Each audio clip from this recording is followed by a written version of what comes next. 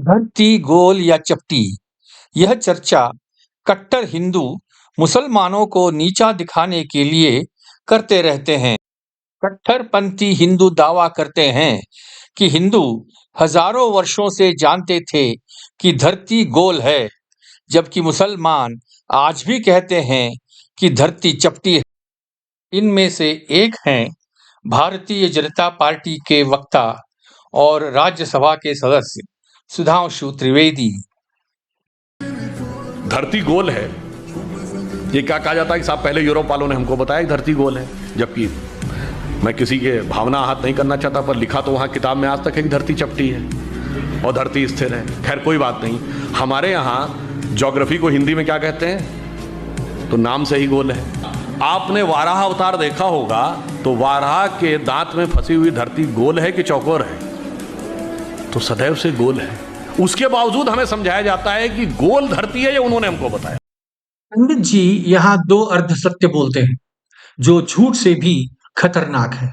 पहला, कि ज्योग्राफी को हिंदी में भूगोल कहते हैं, तो नाम से ही गोल है, मगर यह नहीं कहते कि धरती को भूगोल कब से कहा जा रहा है। ईसा पूर्व 3री शताब्दी में एराटोस्थेनेस ने एक प्रयोग के आधार पर कहा था कि धरती गोल है, और 16वीं शताब्दी में मैगेलन ने धरती की परिक्रमा करके इस बात का प्रमाण दिया था। क्या कोई कट्टर हिंदू बताएगा कि कब किस हिंदू ने किस प्रयोग के आधार पर कहा था कि धरती गोल है?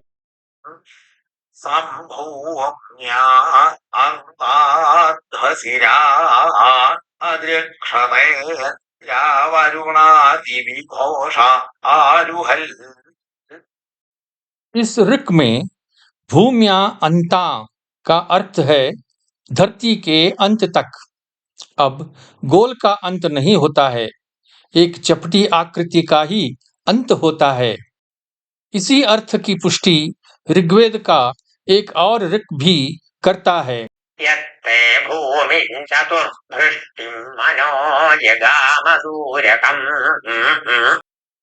इस ऋक में चतुर्भृष्टि का अर्थ है भूमि के चारों दिशाओं में।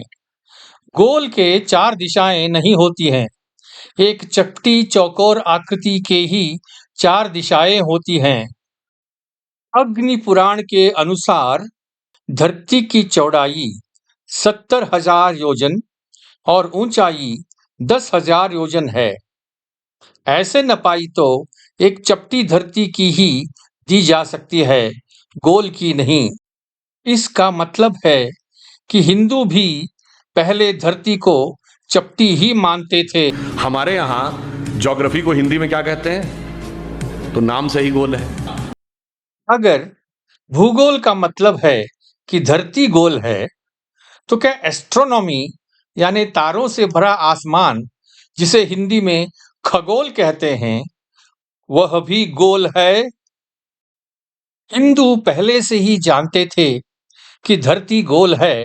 इसका प्रमाण देने सुधांशु कहते हैं कि वराह के दांतों में फंसी धरती गोल दिखाया गया है, मगर प्राचीन हिंदू मंदिरों में उकेरे गए वराह के मूर्तियों में धरती को एक स्त्री के रूप में दिखाया गया है।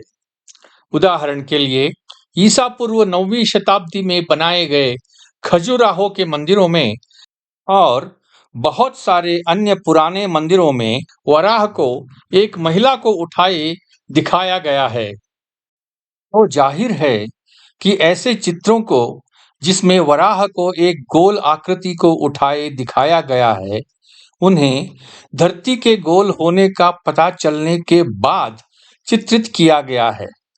इन्हें दिखाकर सुधांशु झूठे दावा करते हैं कि हिंदुओं को पहले से ही पता था कि धरती गोल है। इसीलिए ज्योतिबा फुले ने सही कहा था कि पोंगा पंडितों का ज्ञान उनके यानी पंडितों के ज्ञान पर नहीं, शूद्रों की अज्ञानता पर टिका हुआ है। जिस दिन शूद्र अपने विवेक, सोच और तर्क शक्ति का उपयोग करना शुरू कर देंगे, उस दिन इन पोंगा पंडितों के द्वारा काल्पनिक गप्प कथाओं के द्वारा निर्मित किए गए किले धराशायी हो जाएंगे।